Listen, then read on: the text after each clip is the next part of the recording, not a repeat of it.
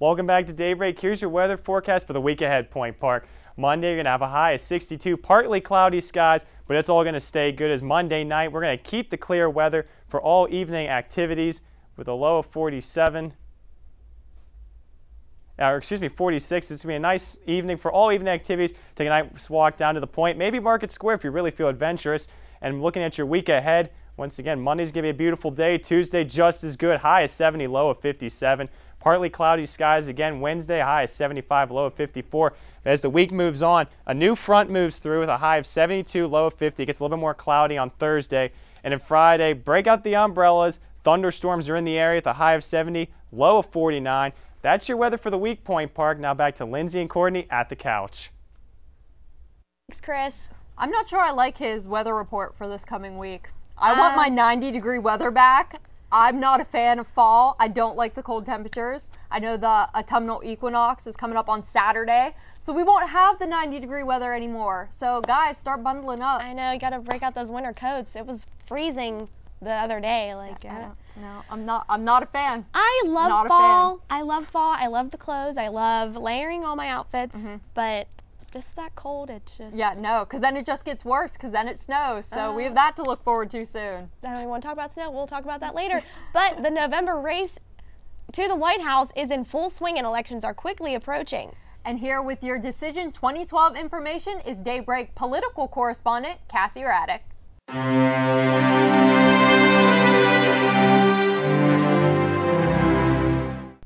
Thanks, Lindsey and Courtney. Coming out of the Democratic National Convention, President Barack Obama received a very nice bump in the polls, which put him quite a few points ahead of Governor Romney. However, in the weeks preceding the convention, Gallup's tracking poll shows Obama's post-convention bounce is dropping slightly.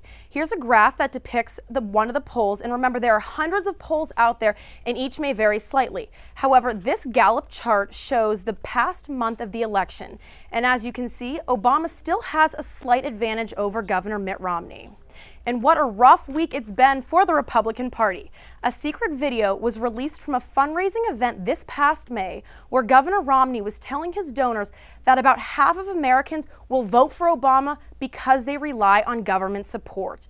In the video that was taken from this convention in May, he was quoted as saying, "There are 47% who are with him, who are dependent on government, who believe that they are victims, who believe that the government is responsible for taking care of them, who believe that they are entitled to health care, to food, and to housing." Now, many Republicans have mixed opinions about the comment. Some are saying he was out of line, while others say that the comment was taken out of context.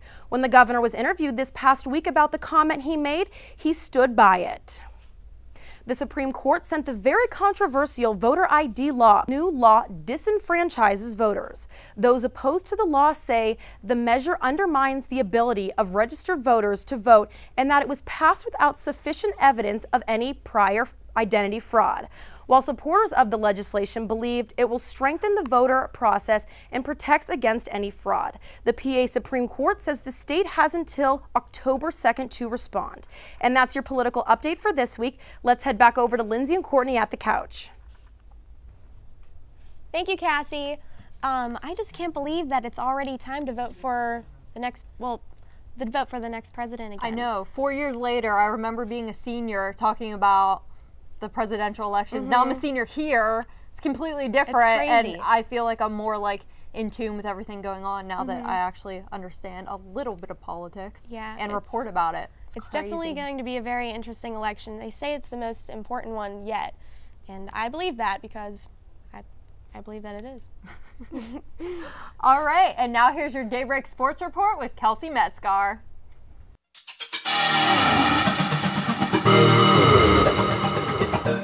Thanks, Lindsey. It looks like this could be yet another disappointing season for Pirate fans. The Pirates soared to 16 games above the 500 mark in July, the first time since the 1992 season. Now they're even at 500 with a record of 74 and 74 and are in danger of adding a 20th consecutive losing season to team records. However, the team does still have its small chance to go on a playoff run despite their late season slump.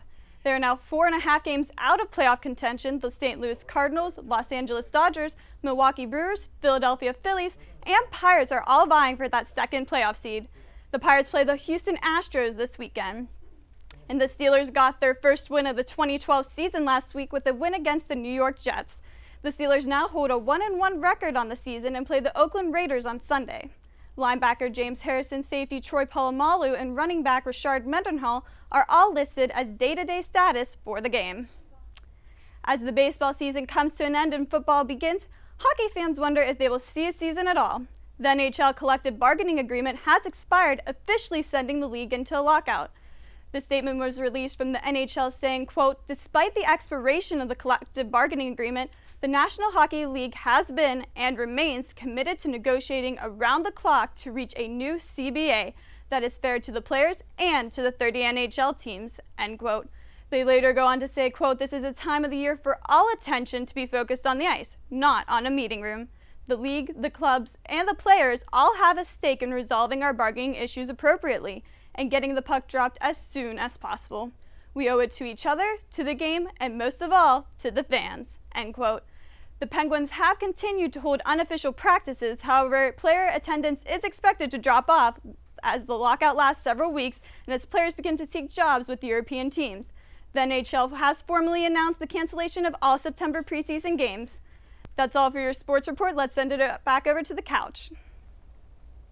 Okay, it's sad about the Pirates, I will admit that, but the most disappointing thing to me is the NHL lockout right now. I need Sidney Crosby back on the ice. I know, me too. I just can't believe that it's a lockout. Didn't we just have the problem with the football team? Like, come on. Yeah, and get it together, sports. It's all about the money, but I just want my players back on the ice. I need my Pens back on the ice. I need to go to the games. There's supposed to be a game on my birthday.